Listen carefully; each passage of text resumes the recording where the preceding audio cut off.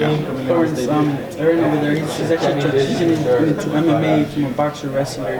Is it possible for maybe a boxer to turn, an MMA fighter to transition into boxing? What do you make of that? From an MMA guy to go into boxing? Yeah. I feel like you have to have some type of boxing background. You know what I mean? And you know, it all depends. You know, I'm pretty sure just like you know, I know Has it been boxing more challenging than you expected, or you feel like in the beginning, you're just a pro boxer. You're gonna have a lot of feed me's. You know what I mean? You're gonna have a lot of give me fights. You know, and it all depends on how you get matched up. You know, but if you're just going from a name in MMA, you know, a name that's recognized. McGregor, for example. Exactly, and then you're getting jumped to the forefront and fighting Mayweather. You know, it's not going to happen. You know, I'm more of a realist, and I know what Floyd brings to the table. And, you know, I guess anybody could say, you know, McGregor would have a puncher's chance, but as far as technique, no, it's not there, you know. Just because he does what he does in MMA is totally different. Just like a boxer coming into MMA, you know what I mean? Like, I've had conversations with random people, you know, like, who do you think of this person came into MMA? And they're like, no, they wouldn't win. You know, like, I would whoop Tyson'S ass. I would whoop Klitschko'S ass, you know, and you know, in their prime, because I'm not gonna stand with them, you know what I mean? And I'm a striker. I'm gonna take his ass down, you know what I mean? And I'm gonna rape them, you know what I mean? So that's why I don't understand. It's almost the same, you know. It'd be totally different if you had a boxing background, you know what I mean, and then you got into MMA and learned all that, and then went back, you know what I mean? But just, you know, it's not gonna happen. How does that impact MMA? It impacts boxing. It kind of does a lot for Mayweather, but I'm not sure what it does for boxing. But what does McGregor Mayweather do for MMA?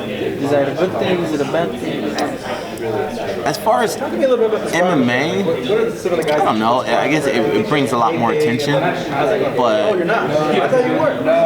for their promotion, you know, as far as him, it's good for him. You know what I mean? But it just shows that it's like, this guy could do whatever the hell he wants, you know what I mean? But you guys just chill out and watch, you know what I mean? Don't even think you can ask me the same questions that this guy get, you know what I mean? So it's when I sit back and look at it, I'm just like, I don't know, man. Sometimes I just look like, all right, you guys some sheep, dude, you know what I mean? Like, I don't know. He was able to land on the top 25 Forbes list for 2016. Fighting Mayweather obviously put him higher up the listing.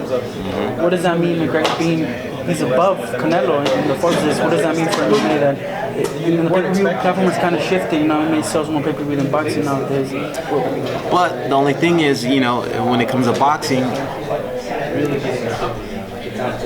in boxing, more people are willing to work together. You know what I mean? There's more promoters that have these fighters and these fighters that are able to work together and put together something. It's not the same in MMA, you know what I mean? So even when these pay-per-views do better than boxing, this fighter ain't getting paid as much as boxing, you know what I mean? And it's because they have that, you know, they don't really run anything, you know what I mean? And it shows that, you know. Even with McGregor, you know, thinking that he was gonna fight this fight without the UFC, you know, that's not gonna happen. He's under contract, and you think they're gonna let that happen? No, you know. So I'm pretty sure Mayweather's numbers, McGregor's numbers probably did better than a bunch of boxing numbers. But he didn't get paid like those boxers. I can guarantee that. He gets really good money, but he's not getting a part of that pay-per-view. Oh no, not at all. Do you think MMA can get to that point eventually? Like, what would it take for an MMA fighter to get boxing numbers? Well, I think it's getting to that because it's almost to the point where they can't really control McGregor anymore. They let him get to this point where, you know what I mean, that they can't really say these things anymore because he'll just turn around and do something that's not in contract and still make money. You know what I mean? That's the main thing with this whole MMA thing is there was a point where these fighters weren't making that good of money, so they can't really hold out. They can't really speak their mind and be like, all right, well, you ain't gonna fight me, whatever. You know, I won't fight for the whole year. You know, they don't have that. They don't have that ability to do that because these guys aren't getting paid a certain amount of dollars. You know what I mean? Other than in boxing, these guys getting paid millions of dollars, and if they don't like then they'll hold out. You know what I mean? And then it forces the promoter to be like, oh, okay, you know, we know he's not going to fight, so you know. And now McGregor's at that point where McGregor don't have to take a fight.